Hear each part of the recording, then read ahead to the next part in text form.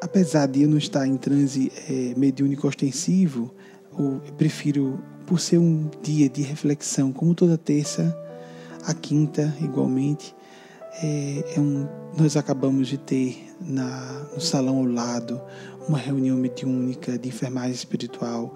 Há muitos sofredores na sala e o estado de espírito dos benfeitores espirituais é de contrição. Então, por conta disso, eu prefiro ficar isolado para ficar mais receptivo ao que eles querem que eu diga e interferir menos eu mesmo e sofrer menos interferência também de vocês encarnados, mas dos desencarnados igualmente na sala.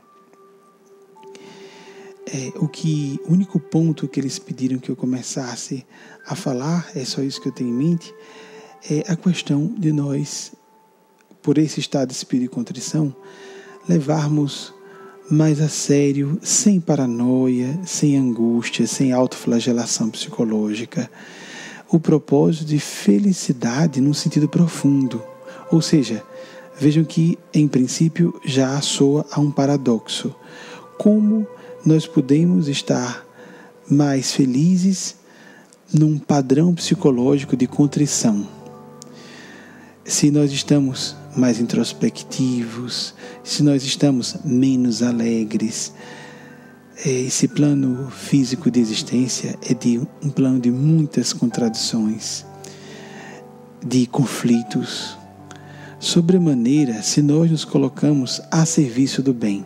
Há conflitos quando estamos no mal, igualmente, porque as pessoas no plano das experiências tão só egóicas ou mesmo malevolentes, elas sofrem ataques muito mais severos umas das outras, sem muita proteção das forças do bem.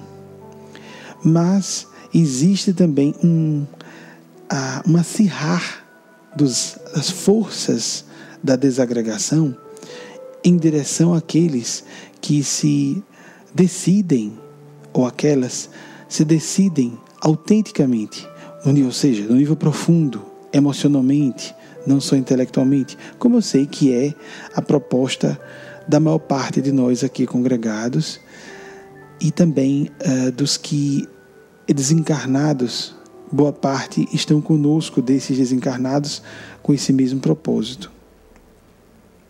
Entender então que a felicidade é um desafio, é um trabalho a realizar, um esforço, e que, embora se diga a felicidade não é um direito, é um dever, que é a frase, vamos dizer, o lema fundamental que a gente conhece de Eugênia, ela quer dizer que a felicidade é, como ela disse em outras ocasiões, um termômetro, mas não um objetivo. É um grande engano, lei do engano, como se fala classicamente, a gente supor que a felicidade é uma meta, porque ela é simplesmente uma sinalização.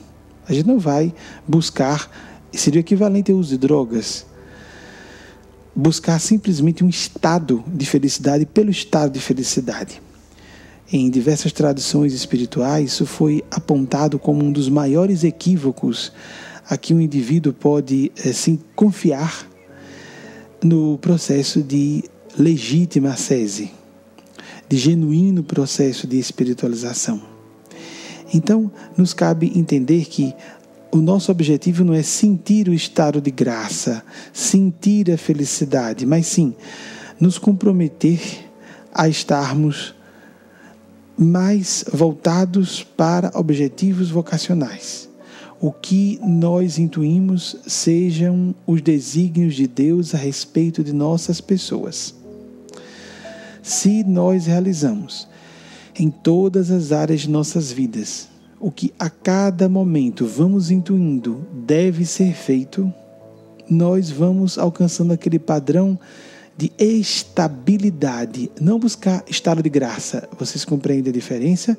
Não um estado de pico, a situação que é extraordinária, que foi assim chamada, essas experiências de pico, por Abraham Maslow. Nós não vamos buscar estar excitados o tempo inteiro. A euforia, que é equivalente a um estado de torpor, ou seja, o efeito de uma droga, mesmo que seja um estado gerado pelo nosso próprio corpo, por hormônios, as drogas endógenas, estaremos fora de uma percepção realista de nós mesmos e dos outros. Isso não tem nada a ver com uma postura suspeitosa com nós mesmos e para com os outros também. Porque pessoas presumem, isso é muito comum, que o estado de suspeição, de pessimismo, eu estou virando aqui um pouco essa luz. Wagner, é possível reduzir a luz desse monitor? Eu estou girando para cá. Pronto, já resolvi. Não precisa vir não, filho. Então, algumas pessoas presumem que o estado de suspeição, de pessimismo, de dúvida e de precaução no sentido de não prudência. Prudência é necessário, lógico. É um estado de responsabilidade, de estar alerta, vígio para os perigos previsíveis. Não é isso. Mas o estado de precaução que indica esperar o melhor, o pior. Há pessoas que se posicionam na vida aguardando, e está tudo muito bem, até se diz isso, né? No vernáculo, está tudo muito bem, e vai acontecer alguma coisa. De jeito nenhum, não devemos estar nesse estado de espírito, não só porque existe o potencial atrativo da mente, mas porque no nível subconsciente começamos a gerar, a condicionar as nossas atitudes para provocar ou propiciar acontecimentos negativos com nós mesmos e com terceiros. As escolhas começam a ser truncadas, etc. Lembrar que estamos na casa de Maria Santíssima. Eles me disseram, por um momento rápido, quando eu vinha para cá, no trajeto, eu pedi um pouco de silêncio, que me concedeu de muito boamente, que nós nos concentrássemos, nem que fosse não um momento de transmitir informações, mas sim em reflexões mântricas. Os estados meditativos oracionais muitas vezes são assim, e muito efetivos quando são assim. Meditarmos. Maria Santíssima representa o lado mãe de Deus, infinita bondade, que nos quer a felicidade hoje. Se nós aguardarmos que tal ou qual evento ocorra em nossas vidas para sermos felizes, isso já é um jargão, não é? Da psicologia de êxito, é um clichê também na literatura espiritual e é uma matriz conceitual muito batida nas tradições antigas. Jesus falou que nós não turbássemos o nosso coração e que cada dia trouxesse o seu cuidado. Portanto, nós devemos sim ter o horizonte temporal de fazer o planejamento de nossas vidas. Toda pessoa faz isso, quer tenha passado por uma escola de administração ou não. O bom de termos acesso a essas informações, como o planejamento estratégico, é um tipo de linguagem que eu estou acostumado desde o berço, porque meu pai biológico é dessa área, não é? Formado em economia, mas trabalhou muito ensinando na faculdade de administração, planejamento estratégico das empresas. Agora, traduzamos isso para as nossas vidas. Todos nós fazemos programáticas existenciais em diversos âmbitos de nossas vidas. Se não fazemos conscientemente, faremos inconscientemente. E se fazemos inconscientemente, fazemos de modo atabalhoado, de modo inconsistente, sem fazermos uma observação judiciosa de nossos recursos reais, das possibilidades que nos estão ofertadas, para tomarmos decisões que sejam responsáveis. Pensar, então, quando Eugênia fala, essa mensagem, se eu não me engano, foi publicada hoje, mas desculpem se não foi publicada hoje, vai para ser publicada amanhã, sobre o futuro. Vocês viram que coisa linda que a gente falou sobre o futuro? Já foi publicado? Anderson, você pode falar ao microfone, ou o Wagner, o diretor e co-diretor, não é? Dos bastidores. Se algum de vocês leu e pode me confirmar, foi publicado, não é? Foi. Então a Eugênia fala sobre isso, de nós. Quem respondeu foi o Andrezinho? Anderson. Obrigado, Anderson. Não se confundir sua voz com a de Andrezinho. Que bom. Isso é interessante, essa metáfora. Eu estou usando um sistema de amplificação de voz, embora baixo aqui no monitor de áudio, né? Isso é bem uma metáfora. Já a gente volta ao tema de Eugênio do futuro. Do que acontece conosco só porque eu estou ouvindo a voz um pouco alterada, só porque eu não estou vendo a pessoa. Veja como é fácil de confundir a pessoa, não é? Em todas as nossas percepções isso ocorre, e ocorre o tempo todo. Nós julgamos que nos vemos uns aos outros com clareza, e essa ilusão é muito comum, né? Eu comecei a perceber como essa ilusão é forte, sobremaneira, à medida que a experiência em contato com pessoas e o desenvolvimento das faculdades mediúnicas foram se dilatando. As faculdades foram se dilatando pelo desenvolvimento natural do tempo, né, do exercício. E é curioso, quanto mais ignorante uma pessoa é, quanto mais presunçosa é uma pessoa. E é muito comum que pessoas com mais inteligência ou mais cultura caiam nessa pretensão de superioridade. Mas a gente imagina que está sacando as pessoas, e não está sacando nada. Normalmente a gente ensaca a nossa própria projeção psicológica. Afora quando os nossos mestres espirituais e eles mesmos, e não nossas fantasias, nos revelam alguma coisa.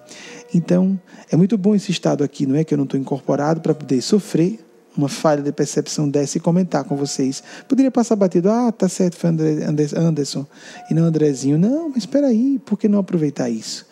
Nós podemos aprender principalmente com os nossos erros, depois com os erros das pessoas, para acertar mais. Se a gente justifica, pois é, como foi que é natural que eu tenha atrapalhado porque estou com amplificador de voz? Pois é, e a gente erra assim, mesmo olhando para a pessoa, mesmo ouvindo a pessoa. Por isso é que, na dúvida, é bom perguntar, como eu fiz agora, não é? Então, em que momento houve a experiência do reconhecer a falha da percepção? Eu fiz questão, a pedido dos espíritos, de verificar quem é a pessoa, não é? Por que nós não fazemos essa checagem de dados? Eu vou perguntar, vão pensar que eu sou bobo, que eu sou isso, que eu sou aquilo. Por exemplo, tinha alguma importância se a voz era de Anderson ou de Andrezinho agora? A menor importância, não é verdade? Mas essas situações prosaicas nos trazem problemas de raiz muito importantes a nós estudarmos, como eu estou fazendo aqui agora. Por exemplo, outra situação que ocorreu nessa semana e que Eugênia pede para traduzir, o texto de Eugênia ele é uma súmula sobre o futuro.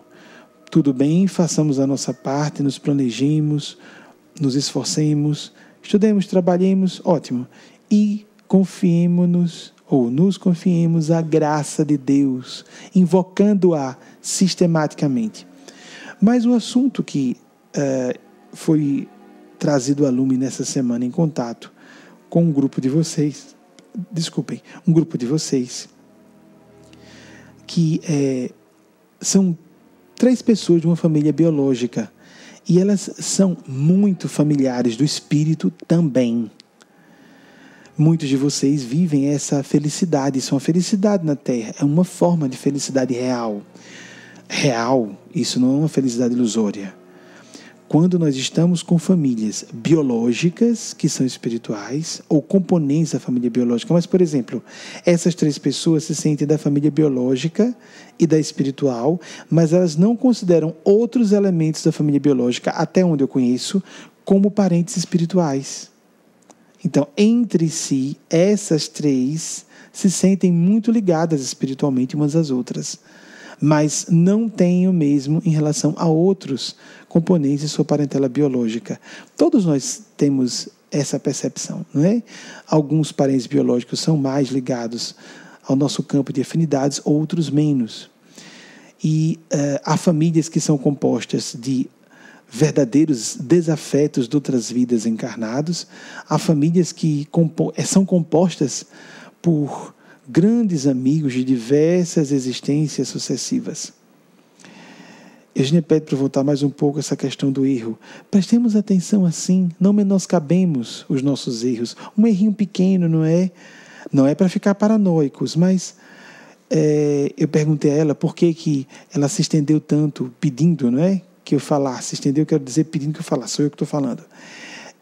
Sobre esse assunto do microfone, não é, de quem falou o microfone. Elas, pois, por isso mesmo, as pessoas cometem erros graves e começam só a procurar culpas em terceiros ou em situações externas. E não em perceber como, por exemplo, o ouvido humano na minha situação aqui é limitado. E como, por exemplo, eu poderia perguntar, como perguntei, é de fato Andrezinho, é Anderson mesmo que está falando, Andrezinho, porque pareceu a voz de Andrezinho. Então, Anderson voltou, sou eu, Anderson, não é? Mais ou menos essas palavras. Por que não checarmos mais os dados que nós consideramos indiscutíveis? A gente faz mapas da realidade sobre os outros, sobre nós mesmos, sobre planejamento de vida sem checar, amigos, porque às vezes são pressupostos de verdade tão importantes para a gente. É um verso dessa situação que é bem simples e totalmente descartável, não é? Não é isso mesmo? Pois é, de fato, qual a importância? Quem foi que falou aqui agora e se ouvir a voz de uma pessoa ou de outra, desde que a informação tenha chegado, não é isso? Mas o que acontece com informações importantes é que a gente para de checar porque é tão assustador a gente só cogitar que pode estar errado que a gente prefere não questionar. Então nós começamos a fazer um trabalho de auto-hipnose, de lavagem cerebral com nós mesmos e procuramos pessoas e ambientes que estimulam isso. Eu não quero questionar Jesus, é verdade, Jesus é o caminho, eu sou de Jesus, eu não quero, não posso pensar nisso, é o Satanás, chega, sai daqui, sai de perto, não quero pensar, não quero questionar. Mistério da fé, minha filha. Da mesma forma, uma pessoa que vive a descrença de forma sistemática, eu não quero prova, não adianta, não acredito, tem marmelada, até alguma coisa aconteceu, não acredito. Por que a pessoa está tão nervosa? Eu não estou dizendo que ela por fora fique caricatural como eu estou aqui apresentando, mas a atitude dela pode ser caricatural se ela fica imediatamente hostil ou assustada internamente, porque a hostilidade externa pode representar esse receio interno, ou mesmo fique hostil por dentro e por fora, ou demonstre o medo fora e o medo dentro, melhor que seja. Nós devemos nos abrir a questionar o que seja da nossa fé. Vejam como nossa escola, que é uma corrente de pensamento, e todo ambiente sensato faz isso. Não tem importância questionar o que é um fato, porque quanto mais a gente questiona não no sentido da negação sistemática, é de estar aberto. É isso mesmo? Deixa eu dar uma olhadinha de novo. Isento ou isenta. A pessoa está agindo imparcialmente. Deixa eu ver se é isso mesmo. Aí então a gente vai analisar por outro ângulo de observação e confirma, é isso mesmo. É por isso que os espíritos fazem questão, pelo menos por enquanto, e acredito que isso seja uma tendência permanente, de aqui ou ali, nos trabalhos nossos, da nossa casa, porque congrega pessoas com esse perfil psicológico, de darem evidências. Vocês notaram que as duas últimas manifestações de Anacleto, no domingo passado com Vandiná e no domingo anterior com Taizinha, eu, por exemplo, para falar nisso, achei que fosse a voz de Taizinha numa das preces. Não foi, Taizinha? Foi você mesma, amada? Aí, voltando, só para brincar com vocês, não precisa confirmar, não. É para brincar mesmo. E quando Anacleto falou, nas duas ocasiões, eu não sei se vocês se aperceberam dessa curiosidade significativa. Ele não falou nada em termos de aconselhamento, esclarecimento, a não ser que essas duas senhoras jovens, né, que foram destinatárias dessas mensagens, tenham feito leituras das entrelinhas do que ele quis dizer, mas ele só fez evidenciar que era uma inteligência autônoma. Aconteceu isso com você, ou nas suas preces, ou nos seus últimos dias, não vou me recordar o que ele falou com cada uma das duas, mas todos devem se lembrar disso. E no final, porque geralmente, tudo bem que tinha pouco tempo nesse último domingo, no domingo passado não era tão pouco tempo assim, ele estava no meio de uma bronca tremenda, não é? No domingo antepassado. E ele fez a evidenciação, ainda diz, vamos passar para a palhaçada da prova de imortalidade da alma. Ou seja, verbalizando que as pessoas dizem, palhaçada, não precisa disso. E se não precisa, por que a pessoa ainda está com tanta dúvida mesmo assim? Porque se for pela faixa, não é, de consciência, Não estou fazendo referência a ninguém aqui dentro não, amigos. Mas a gente pode fazer referência a pensamentos que a gente tem de dúvida descabida. Uma coisa é o questionamento. Devemos ter tempo, sempre. Aquele padrão de, deixa eu analisar. Não é julgamento isso. Não é postura condenatória. Não é postura de suspeita sobre o caráter do outro. Porque a pessoa pode estar na plateia tendo a completa convicção de que é um ambiente de pessoas decentes. Porque se a pessoa não perceber que na nossa instituição é um ambiente de pessoas decentes, vocês vejam, eu não costumo encontrar, mas isso é muito raro perceber pessoas com problemas de caráter aqui dentro. É raro acontecer. Normalmente, quando eu vejo pessoas com distúrbios mentais. Ou vizinhas de distúrbios mentais. Porque é comum. Nós vivemos a era, como dizem os psiquiatras, psicólogos, os estudiosos de uma forma geral do comportamento humano, na atualidade, dizem que nós entramos na era da anormalidade generalizada. Ou seja, cada um com um tipo de distúrbio diferente ao seu modo. Distúrbios ou loucuras idiosincráticas. Ou idiosincráticos. Cada um com seu tipo próprio de folie. Como os franceses comentam. Então a loucura ou a folia, porque de certa maneira a desconexão com a realidade, quem é que pode se dizer completamente conectado ou conectada à realidade? Nós evoluímos as percepções. O processo evolucional, uma das implicações do processo evolucional é exatamente nos ampliar e aprofundar a percepção fiel dos fatos. Nós julgamos que vemos fatos. É uma das ilusões da ciência, de trabalhar com fatos.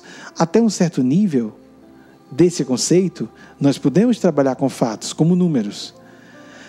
Mas nós colocamos os números muitas vezes no lugar errado. Depois de fazermos chegarmos a um certo resultado, num cálculo complexíssimo, podemos fazer do resultado uma interpretação ou uma aplicação às nossas vidas completamente equivocada. Uma ou outra interpretação, aplicação, equivocadamente agindo, porque nós obtemos uma informação que pode ser objetiva e usarmos essa informação da pior forma possível para nós mesmos.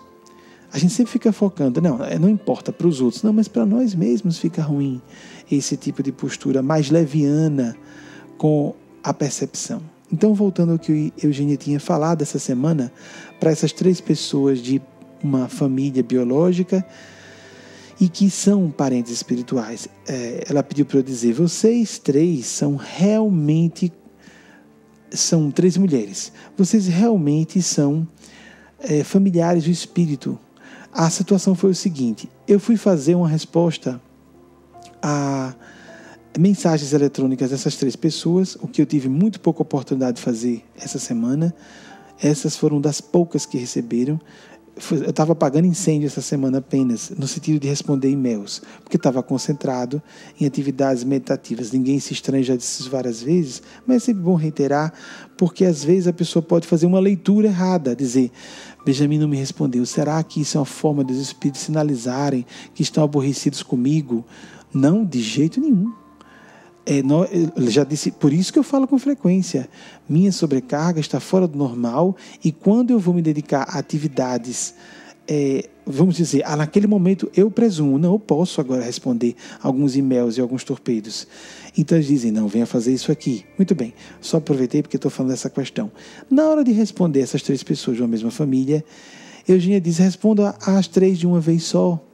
E eu comecei dizendo, não fico constrangido em falar com vocês 3 ao mesmo tempo, porque eu sei que vocês são de uma família realmente. Vocês se sentem família. São cooperativas de fato umas com as outras, não são competitivas entre si. E amigos, há lares, e vamos dizer, constituem a maioria dos lares, que são verdadeiras praças de guerra. Nós sabemos disso. Isso é notório, não é? No meio acadêmico de estudo do assunto, esses números se repetem. Eu li de várias fontes, 95, 97, 95, 99, houve quem dissesse. Parecia isso o chutômetro já. Mas é impressionante como os mais otimistas dizem que só 1 em cada 20 lares são lares equilibrados e saudáveis. E os outros 19 em 20, 95% são lares com distúrbios graves, em que as pessoas se abusam continuamente, reciprocamente, alfinetadas, pirraças, rasteiras. Então, o que acontece na modernidade? Apenas 1/5 dos lares norte-americanos, e eu estou falando de norte-americanos porque eles têm controle estatístico mais seguro desses dados. Apenas 1/5 dos lares norte-americanos, dos lares considerando famílias, né? Famílias constituídas, apenas 1/5 das famílias, porque lar e família são fenômenos próximos, não é? É um conjunto de pessoas que mora no mesmo ambiente e que constitui uma família, isso é um lar. Pois bem, apenas 1/5 das famílias são compostas de pai, mãe e filhos. Ao modo tradicional, amigos, 1/5 apenas. E todo tipo de família que se imaginar, inclusive as menos esperáveis, como um homem com uma criança. Seja filho biológico ou filha biológica, ou filho ou filha adotado, adotada. Foi um dos elementos que surgiram nas estatísticas, ou seja, se apareceu como 2, se não me engano foi 2% do contingente de famílias norte-americanas. Eles se impressionaram, porque no momento que surge como 1, 2, 3%, já é um fenômeno que está acontecendo de forma expressiva, uma tendência significativa, porque hoje poucos eventos na sociedade de hoje, pós-industrial, são de massa no sentido de mais de 50% da população, raros eventos. As pessoas não estão assistindo à televisão o mesmo programa, mais do que 50% da população. Raramente acontece isso. Por exemplo, e no passado, recente, 30 anos, a maior parte das pessoas poderia comprar o mesmo carro. Os mais velhos vão se recordar, como eu, que nos anos 70, aqui no Brasil, primeiro, a maior parte dos carros eram Fuscas. À medida que os anos foram passando, só metade dos carros eram Fuscas. Depois, 1 em cada 3 carros, depois 1 em cada 5, e hoje nós vemos só carros de colecionadores. Mas quase todo brasileiro que tinha carro tinha um Fusca. As mulheres tinham o mesmo penteado, os homens fumavam sempre ao mesmo modo e botavam a fumaça para fora do mesmo jeito. Meu Deus, que coisa enlouquecedora! Nós vivemos a era da individualidade, não no sentido do individualismo, que é a ideia de nós vivermos pensando só em nós próprios e egocentrados, mas sim da individuação de Jung, o processo de nós construirmos a nós mesmos como personalidades originais que somos, ainda que considerando que estamos em processo evolutivo, porque alguns elementos são questionáveis do que nós podemos modificar numa encarnação ou não. Não devemos ficar estressando a estrutura de nossa psique, nos marretando continuamente para nos exigir o que nós não podemos dar a nós mesmos, ou retirar de nós mesmos. Há muita gente se cobrando um nível de excelência, ou profissional, ou familiar, mães como mães, profissionais como profissionais, pessoas de uma fé específica, por exemplo, nós aqui, em relação a ela, talvez estejamos cobrando sentimentos. Olha que absurdo nós cobrarmos sentimentos de nós mesmos. Nós podemos propiciar a melhora dos sentimentos. Nós não podemos dar uma ordem agora. Agora eu quero sentir amor maior por meu filho ou minha filha. É um menor de idade, eu preciso amar irrestritamente, tem que estar me torando de amor aqui agora. Não, nós não conseguimos. Eu digo torando, é me arrebentando de amor nesse sentido. Então, isso não é possível, nós não controlamos nossas mentes, mas nós podemos administrar nossas mentes. Nós podemos ter a disciplina do comportamento, conscientes de que há disparidades entre o comportamento e os nossos sentimentos, e procurando fazer um esforço de acompanhar com o comportamento, fazer os sentimentos acompanhar o comportamento. E aí onde vem o trabalho cognitivo. Eu devo sentir um pouquinho mais. Deixa eu fazer um esforço, deixa eu sorrir agora. A criança não tem, por exemplo, na relação com criança fica mais fácil entender. Pobre da criança, ela não tem culpa de eu estar estressada no trabalho hoje. Eu sorri. Oi, desculpe, papai, mamãe não está bem hoje, mas é porque foi um dia difícil. Aí sorri, tenta sair de si para enxergar o outro, a felicidade do outro. Viver para a felicidade do outro é a forma paradoxal mais efetiva de garantirmos nossa própria felicidade. Desde que isso não seja complexo de santidade, complexo de martírio e um desejo inconsciente e muitas vezes não tão inconsciente de receber retribuições futuras por sacrifícios pessoais. Lembremos logo do princípio de Jesus: misericórdia quer e não sacrifício, como está em Oséias, um dos profetas do Antigo Testamento, capítulo 6, versículo 6. Então, voltando a esse princípio da percepção, nós precisamos educar a nossa percepção. Fritjof Capra, abrindo o clássico dele, Ponto de Mutação, fala que nós vivemos uma crise em nossa civilização, basicamente de percepção. Agora, se isso se fala em larga medida, nós podemos compreender tranquilamente que no nível pessoal, igualmente.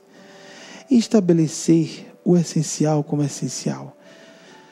Nossas orações, nossas disciplinas de culto do Evangelho. Não, agora eu realmente não tive tempo para ouvir meu amante, minha esposa, meu amigo, minha amiga, meu chefe, minha chefa, um funcionário surtado, um subalterno histérica.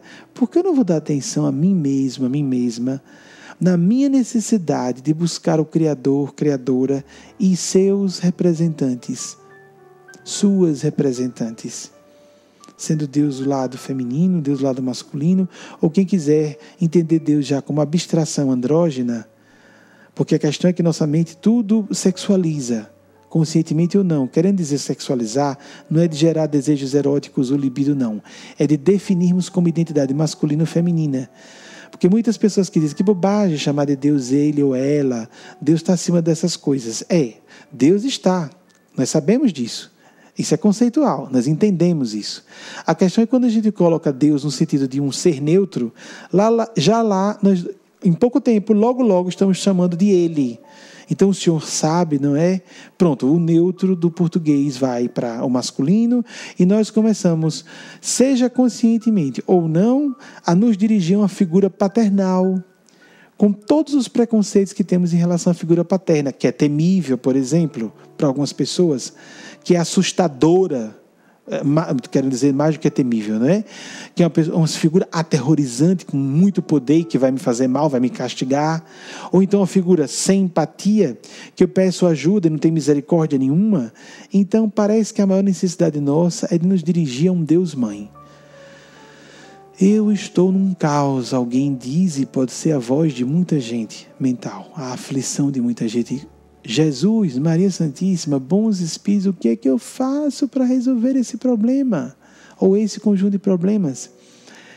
Primeiro, verifiquemos se nós estamos sendo responsáveis. Isso todo mundo já sabe, basta ser adulto para saber. Nós precisamos tomar providências racionalmente cabíveis e realisticamente realizáveis, executáveis, porque essa é a nossa função como seres conscientes. Sim, tudo bem, estou fazendo tudo ao meu alcance. Depois disso, o que eu devo fazer? Me colocar num estado de entrega. Me entregar à luz divina. Me entregar aos seres superiores. Nós estamos imersos, quer o percebamos ou não. Porque a maior parte do tempo, essa é uma ilusão, principalmente dos encarnados, de que estamos desconectados. A ilusão da separatividade, que é o que propõem grandes autores há algumas décadas. E superarmos isso, Eugênia reforça muito isso também. Nos sentirmos conectados a um sistema, a um universo inteligente. Mas não no sentido de um universo como o pessoal do New Thought, do New Thought diz que mentalize, que você vai atrair exatamente o que você mentalizar. A gente está invertendo a ordem das prioridades, invertendo a ordem do poder no universo. Não, mas eu acredito, eu discordo. Não vai adiantar. Nós não vamos mudar o universo ao capricho, ao talante dos nossos desejos pessoais. O universo continuará sendo constituído por seres muito superiores a nós em inteligência, em amor. Lembremos disso, porque o problema das pessoas aceitarem que existem gênios celestes é que as pessoas se assustam com o poder. Muita gente não quer saber de Deus e de representantes de Deus. Estou falando dos desencarnados, porque se assustam com isso. E não percebem que se assustam com isso por projeção do seu caráter nesses seres. Eu, se tivesse poder assim, agiria desta forma. Logo, é claro que é bem consciente, porque ela não consegue sair do paradigma de não é possível. A pessoa não acredita que uma pessoa com poder não vai usar isso para ela. Pois é, mas isso é o paradigma de um ser humano egóico. Há seres... A representação máxima, Jesus, que quando foi preso e apenas disse, sou eu, aquele eu sou de Yahvé, os soldados que estavam armados caem para trás com o impacto da afirmação eu sou. Quem é Jesus? Ele avança um passo, eu sou. E quando eles vão para trás, quem é Jesus? Eles ficaram atordoados. Eu já vos disse, eu sou. Vocês vejam a força disso, não é? Este homem que dava ordem às tempestades, este homem que dava ordem à constituição molecular dos corpos, este homem que fazia multiplicação de alimentos para alimentar a multidão, ele poderia muito bem, é claro, amigos, até por uma questão de inteligência, de estratégia política, ele estava com todo o poder nas mãos de uma pessoa cínica, bastaria isso, uma pessoa de inteligência mediana, ele derrubaria o poder constituído da época, porque a multidão estava do lado dele. Não precisaria nem de força paranormal. Com um mero princípio de estratégia política, simples, porque já estava tudo a favor dele, ele derrubaria o poder constituído, inclusive o romano. Porque as forças romanas constituídas e o povo israelita, pelo menos naquele momento, ele poderia ser solapado depois por legiões romanas enviadas como, vamos dizer, suprimentos adicionais, não é? Como novas arregimentações para dominar a Judeia, porque acontecia isso. Quando um povo se sublevava, imediatamente forças militares maiores vinham e então oprimiam aquele povo. O romano fazia uma proposta de uma colonização parcialmente, uma colonização de parceria. Eu chego aqui, cobro impostos, eu vou gerenciar o governo de vocês, eu assumo um poder de supervisão, mas se vocês não aceitarem isso, a gente submete de qualquer forma. Então, Jesus poderia, nem que fosse por um momento, derrubar o poder constituído. Ele, que tinha o poder que tinha, paranormal, a gente não pode dizer mediúnico porque é uma ousadia dizer mediúnico, mas tudo bem, vamos dizer que fosse mediúnico em relação a Gabriel Cristo ou seres acima ainda. Um ser como ele tinha todo o poder nas mãos. Em escala menor, muita gente mesmo, não é? Em termos percentuais, eu diria, será que 3%, 2% da população, eu acho muita gente, muito mais poder do que usa. E tem consciência que tem esse poder e não usa. Quantas vezes nós vemos pais responsáveis que poderiam ser mais duros com seus filhos, não são? Olha o princípio do amor, que supera o espírito, o poder do ego. Por isso que Jung diz que o poder e o amor são reciprocamente excludentes. Nós podemos entender isso em relação a uma pessoa, ou um grupo de pessoas, ou a nossa conduta na vida em todos os sentidos. Quanto mais eu amo alguém, menos eu quero controlar essa pessoa. Quanto mais eu quero controlar, menos eu amo. Quanto mais eu quero controlar, agora de forma genérica, de forma geral, nossa atitude na vida. Quanto mais eu estou buscando controlar ou ter poder, porque se fala em poder, a pessoa pensa logo poder público, não é? Vou ser político. Não. O poder está em toda parte, por isso que se atacam tanto os políticos, porque as pessoas se projetam neles. Porque a pessoa está fazendo jogatina política com seu cônjuge, fazendo-se bonzinho ou boazinha, mas manipulando, submetendo, por exemplo, pegando os pontos vulneráveis da pessoa para dobrá-la. Como isso acontece? Como isso nos lares é comum? Pais com filhos usarem seu poder para controlar e induzir as carreiras profissionais ou a vida conjugal de seus filhos. Às vezes levamos décadas para perceber isso, alguns muito bem intencionados, e mesmo assim destruindo seus filhos. Basta aquele princípio. Olha, uma postagem recente no Facebook causou espécie e teve poucos compartilhamentos. É interessante, porque Eugênia falava mais ou menos assim: se uma pessoa diz que ama você e que quer o seu bem, mas não respeita sua identidade profissional, espiritual e sexual, essa pessoa é uma representante ou um agente ou uma força do mal em sua vida. Pronto, teve pouco compartilhamento, poucas curtidas em relação a outras. Mas porque é realmente de abalar as estruturas, porque a pessoa se lembra, pois é, papai ou mamãe não concorda nem com a minha profissão, ou não gosta da minha esposa ou meu esposo, ou etc. A gente pode não gostar de uma pessoa, a gente pode não gostar da carreira de outra pessoa, mas isso não tem nada a ver com aceitar que a pessoa tem o direito de fazer escolhas diferentes das que nós mesmos faríamos. Mesmo que a gente diga, não, mas é o melhor para essa pessoa. E podemos estar certos, mas nunca condenar a pessoa. Pode até dizer, e eu acredito que deva dizer, ser transparente. Eu realmente sou contrário a essa sua opinião. Não concordo com você. Por isso. Mas continuamos amigos e eu vou lhe dar todo o apoio. Isso é que é a discordância saudável. Mas se a pessoa ataca, manipula, enlouquece, persegue dentro dos lares, dentro das famílias, existem formas abertas e formas sutis. Não precisa fazer barraco, amigos. Basta que uma mãe comece a ficar sempre silenciosa e o pai está sempre com a cara amarrada. Isso acontece o tempo inteiro, em todo lugar. A pessoa está dizendo, meu amor por você diminuiu. É uma chantagem. E a gente vai falar, provoca a pessoa a falar, não, de modo nenhum, você faça da sua vida o que quiser, mas com licença, eu estou ocupado, com licença, e sai.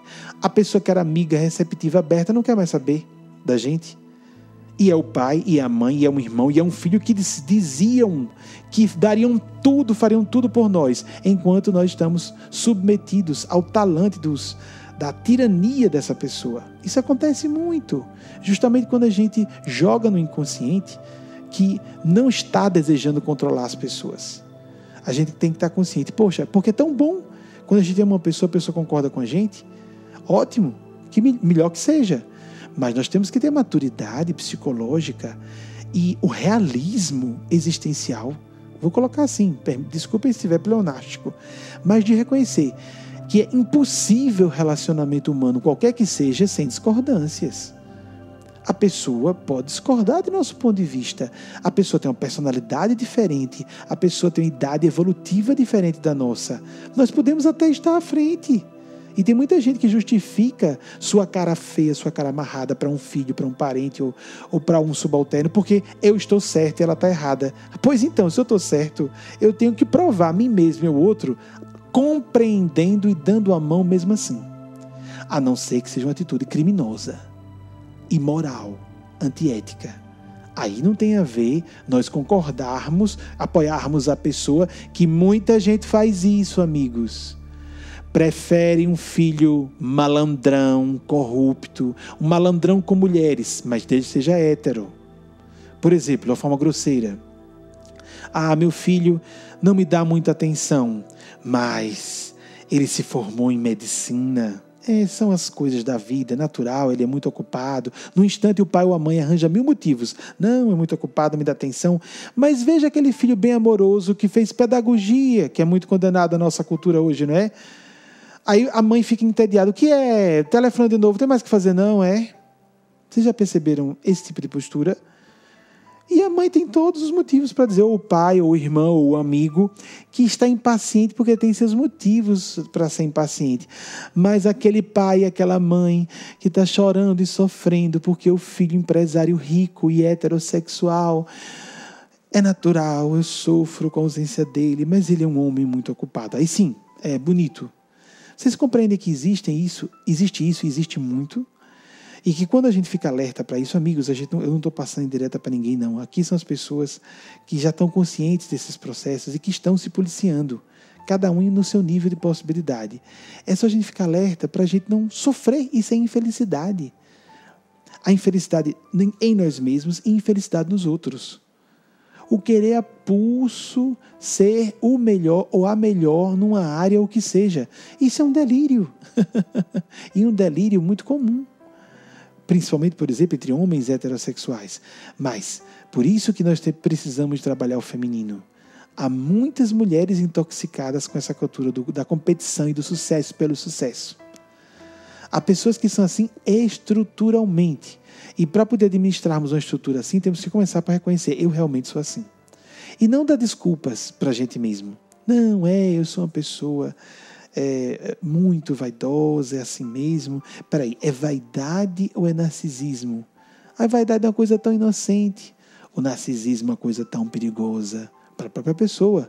O narcisismo é vizinho da psicopatia, para dar uma ideia. E a vaidade é vizinha da lucidez, que diz... Minha filha, faça um retoque na maquiagem, porque olha, para esconder um pouquinho as rugas, não precisa por ser velha, ficar deselegante em público. Deixa eu pintar o cabelo, porque todas as mulheres pintam, ninguém admite que a mulher apareça com o cabelo não tingido. Então, ou assumo o cabelo todo branco, de uma vez só, ou então deixa eu tingir um pouco os cabelos, que bobagem. Então, essa futilidade aparente pode ser uma questão de bom senso.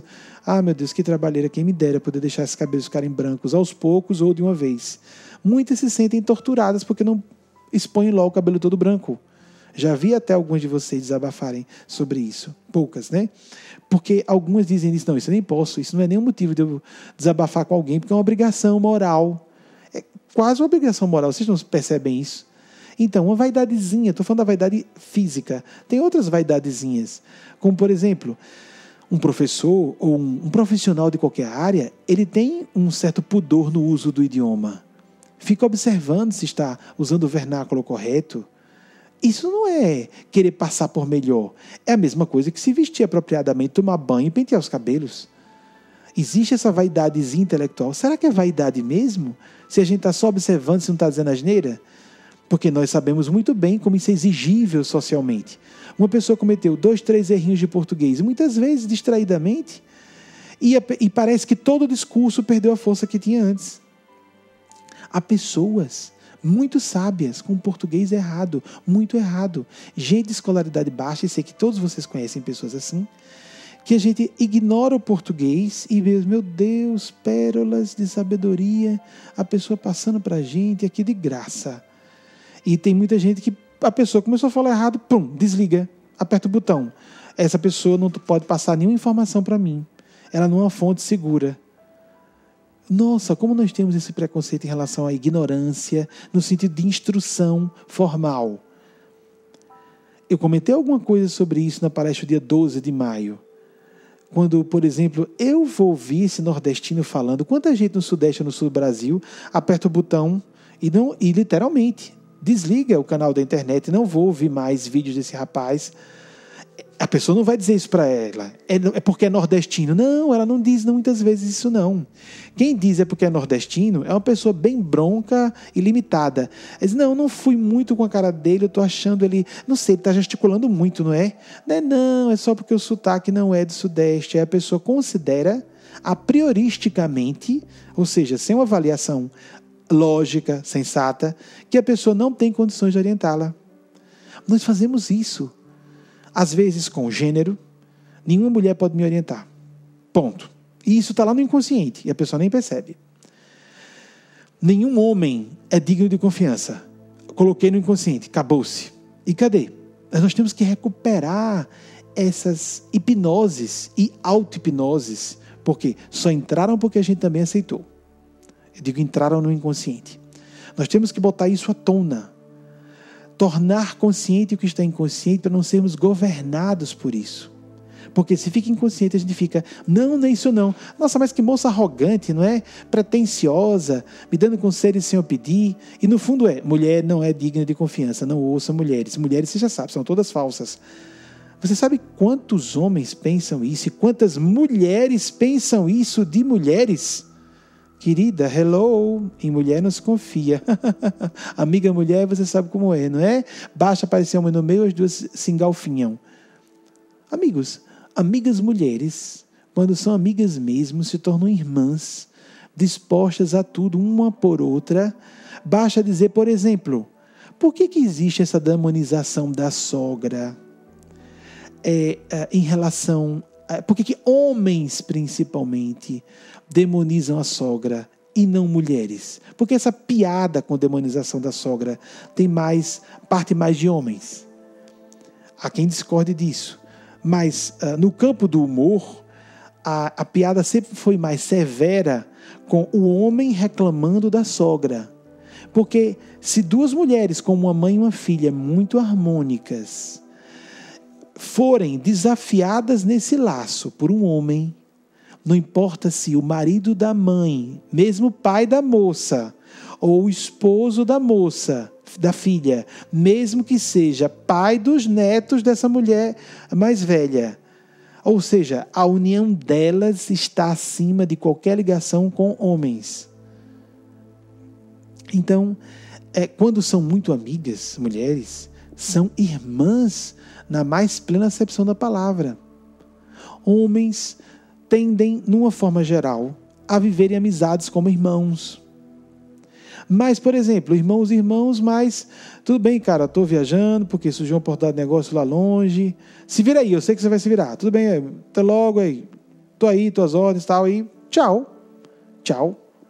Surgiu uma oportunidade para mim, mas a mulher é muito mais inclinada, o coração feminino é muito mais inclinado a se sacrificar e fazer escolhas difíceis por causa de relacionamentos, sejam conjugais, sejam familiares, biológicos, sejam...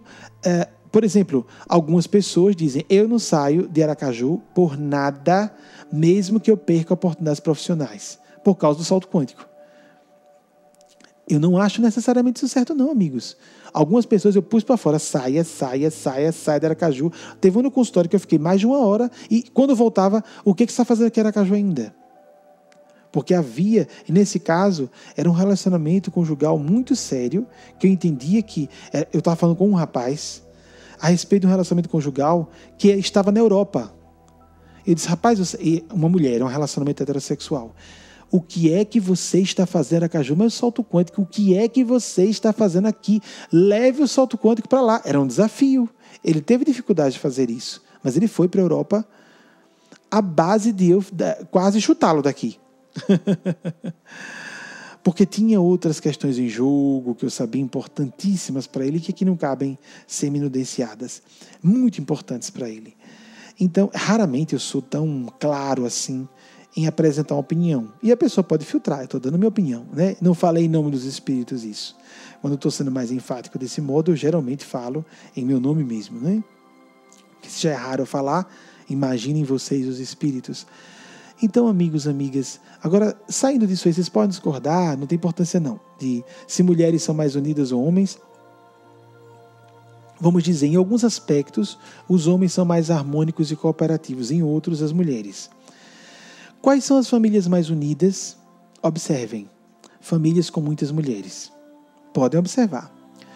Quando um filho ou uma filha se casam, para onde eles costumam mais se ligar? Geralmente os homens se ligam, falando homens heterossexuais e mulheres heterossexuais, só para simplificar, viu, amigos? Os homens geralmente se ligam à família da mulher e começam a ter, geralmente, há exceções, amigos, dos dois lados. Geralmente as mães e pais, não, os mães e pais de filhas ganham filhos. Geralmente mães e pais de filhos perdem filhos. Vão ser visitados e haverá uma atenção maior se a nora for gente fina, caridosa e levar o cueca. Vamos lá visitar seus pais. Para quê? Não precisa não, eu falo com minha mãe, estou sabendo. Meu pai, qualquer coisa, eu telefone, ele sabe que eu estou aqui, tá? Não precisa não. Amigos, há exceções. Há exceções. Os homens são mais leais uns aos outros. Por exemplo, alguém falar mal de um amigo para um homem, ele tende a ficar mais agressivo, não é? Do que uma mulher que fica calada ouvindo, ver se tem alguma razão nisso aí. Pois bem, mas há situações, mas a vida prática, basta dizer isso. Os relacionamentos ficam mais sólidos onde há mais mulheres no meio. Basta dizer mulheres mesmo, pessoas em corpos de mulher. Famílias com muitos homens geralmente tendem a se esfacelar. Quando, por exemplo, a figura feminina que seja a mãe, por exemplo, que só tenha filhos homens. A mãe morre, pronto, cada um vai para o seu lado, dificilmente se encontram. O normal, há exceções, amigos. Mas prestemos atenção no nosso ciclo de relações. É uma coisa que me chamava a atenção desde a adolescência. Famílias unidas são famílias com muitas mulheres. As mulheres são a argamassa do tecido social. São a argamassa das famílias. E nos meios empresariais e políticos, idem. Há exceções, amigos. Há mulheres pilantronas, as próprias mulheres que o digam, conhecem mulheres assim. Mas eu quero chamar a atenção para o feminino, que se existe um nível humano, imaginemos um nível divino. Ou seja, vivermos os valores, pararmos para viver os valores e meditar nos valores divinos de Deus. Femininos da divindade. A misericórdia.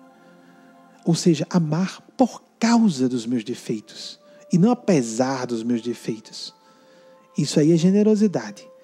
Mas é por causa. Se apieda, porque eu tenho... A piedade seria o equivalente também. Porque eu tenho esse problema. Como uma mãe que dá uma atenção maior, um pai, a um filho deficiente. Isso é mais natural, desculpem de novo, de se parecer preconceituoso, mas é mais comum na mãe. Até por questões instintuais. O filho deficiente é o que recebe mais atenção. Pais conscientes agem assim também. E não, esse é o meu filho deficiente, com ele eu vou...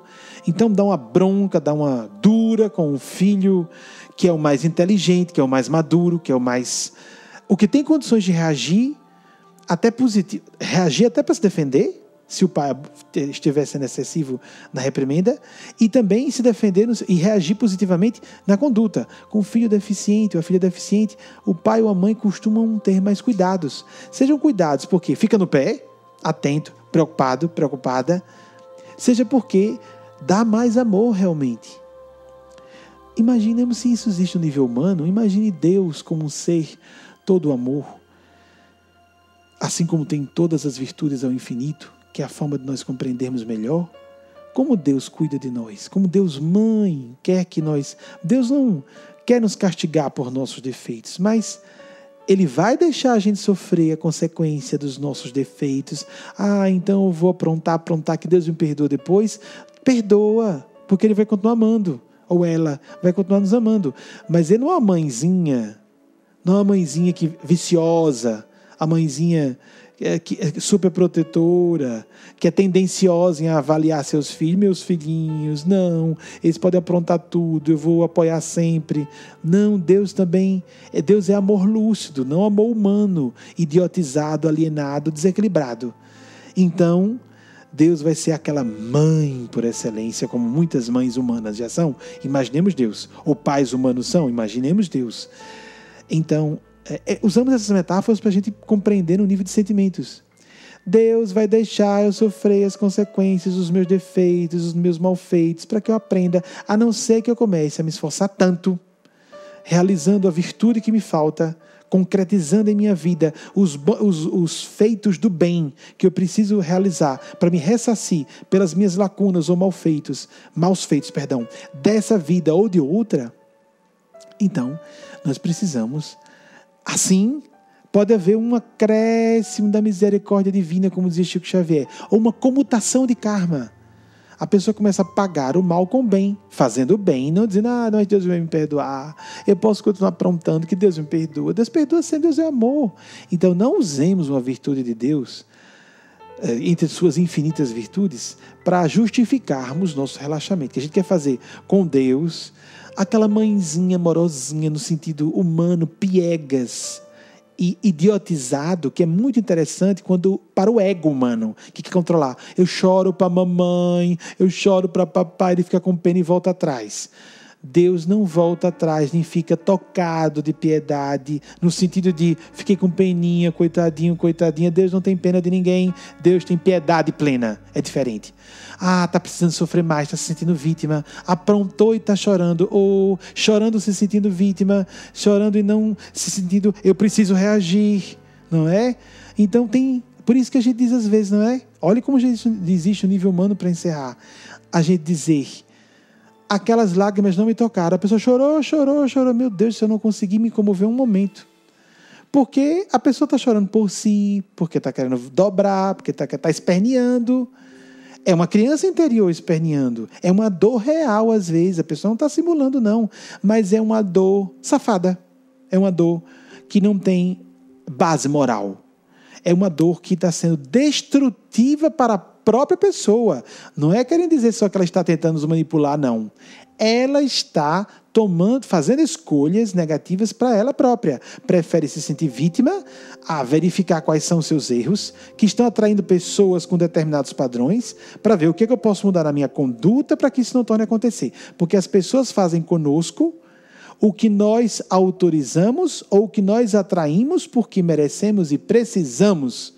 Mas precisamos para reagir, no sentido, reagir para fora sim, para nos defender, mas principalmente reagir no sentido de nos recriarmos, para que sejamos co-criadores com Deus dentro de nós, para tomarmos decisões resolutivas de fato. Para resolver um problema nós temos que nos resolver. Quando temos problemas de raiz, problemas paradigmáticos profundos, nós precisamos mudar dentro, e o que estiver fora vai nos espelhar. Essa é a realidade interna. Que Nossa Senhora e Nosso Senhor nos abençoem. Uma excelente semana para todos vocês. E que nós aproveitemos essas falas sugeridas pelos bons espíritos para fermentarmos o nosso processo de amadurecimento e felicidade. Felicidade é seguir a voz da consciência, viver a solidariedade, colocar os nossos talentos a serviço do próximo, viver o bem para os semelhantes. Sinceramente, nós temos que sentir isso, não só agir. Quando estivermos disciplinando o sentimento pelo agir, ou seja, disciplinando o que é externo para poder começar a disciplinar o interno, tentemos sentir, peçamos ajuda. Meu Deus, me dê sentimento de solidariedade quando não tivermos.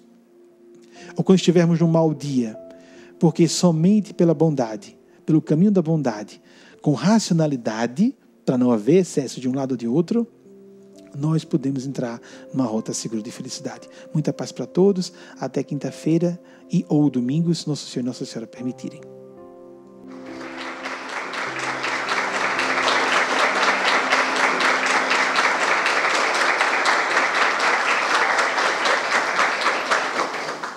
Obrigado, mas realmente houve muita inspiração deles. Mas, de qualquer forma, obrigado pela minha parte no processo, pela parte que me toca, como se diz.